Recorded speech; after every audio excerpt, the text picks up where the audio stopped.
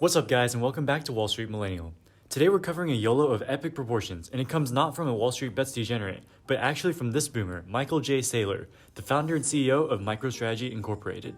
Saylor made $1 billion plus YOLO with his entire corporation's cash, and it paid off with the stock price doubling, with MicroStrategy's shareholders making 100 times returns, or $1.4 billion. Before we get into how he did it, make sure to like and subscribe. Also, leave a comment letting us know what you'd like to see in the next video. MicroStrategy itself is a pretty boring company. They provide mobile applications and business analytics for their enterprise customers to track their sales, etc. But it gets interesting in the summer of 2020 when they started buying Bitcoin. Saylor is a huge Bitcoin bull, saying Bitcoin offers billions of ordinary people a secure way to save their wealth without being diminished by inflationary money printing by global central banks. And not only does Saylor talk the talk, he also walks the walk. In August, he started using his company's cash on hand to buy Bitcoin, initially buying 21,454 coins. At the time of the YOLO, Bitcoin was trading at around $11,000, and this investment was worth about $250 million. But over the next couple months, he started buying more and more Bitcoin, eventually adding up to $400 million invested by the end of the third quarter. This is a significant investment for the company, as their market cap was only a little over $1 billion at that time. You can see this in their balance sheet. Historically, the company would sit on about $550 million in cash, but in the third quarter, their cash decreased to only $50 million as they spent it on Bitcoin. At the same time, their intangible other asset line, aka Bitcoin, increased from $0 to $380 million. So Saylor basically YOLO'd 90% of the company's cash on Bitcoin, showing very high conviction in the trade. He explained his rationale in an interview on CNBC, which I put a link to in the description below, and I encourage you all to watch it. He points out that the US monetary base has been increasing at a rate of 10 to 15% per year historically. Over the past 5 years alone, the M2 money supply has increased by over 50%, with a large acceleration in 2020. The more money there is, the less each dollar is worth. For complicated macroeconomic reasons, inflation has remained relatively subdued over the past decade, but with the Fed printing unprecedented amounts of money in response to the current pandemic, even established publications like Bloomberg are warning that inflationary pressures are building up in the economy.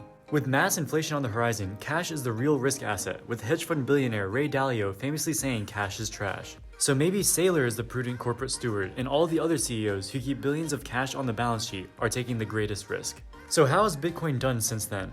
Bitcoin has done extremely well since August. One Bitcoin is now worth almost $24,000, a more than 100% gain since Micael Saylor first started buying. This is at an all-time high for the price of Bitcoin, and has also led to many articles and headlines in the financial news about it.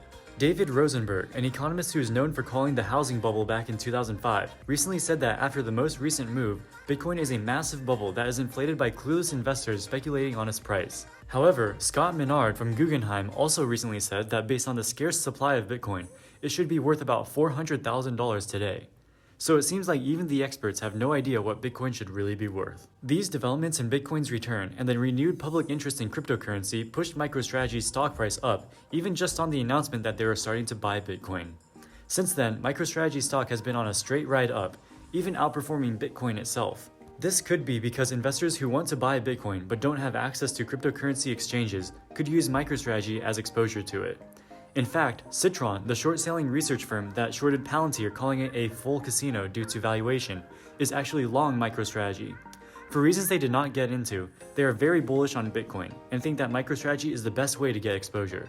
With the impending wall of cash from the Fed, Bitcoin is sure to see a continued stream of buyers as long as the hype keeps up. With heavyweight enterprise companies like MicroStrategy YOLOing their entire balance sheets into Bitcoin, the headlines predicting it to go to hundreds of thousands of dollars seem at least possible.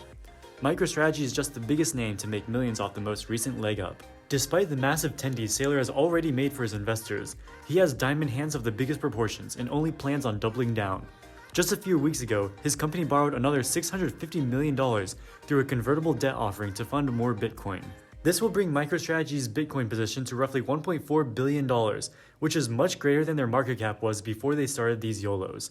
With this, MicroStrategy's stock is an extremely levered play on Bitcoin, and if Bitcoin continues on its current trajectory towards the moon, this could offer Tesla-like returns. However, as we all know, a YOLO is not a gain until you cash out, which can sometimes be the hardest part. We will see if MicroStrategy's YOLO is truly a stroke of genius, or destined to go to zero. Alright guys, that wraps it up for this video. If you like this content, make sure to like, subscribe, and share this video. If you have any recent gains or losses, let us know in the comment section below. As always, we thank you for your support. Wall Street Millennial, signing out.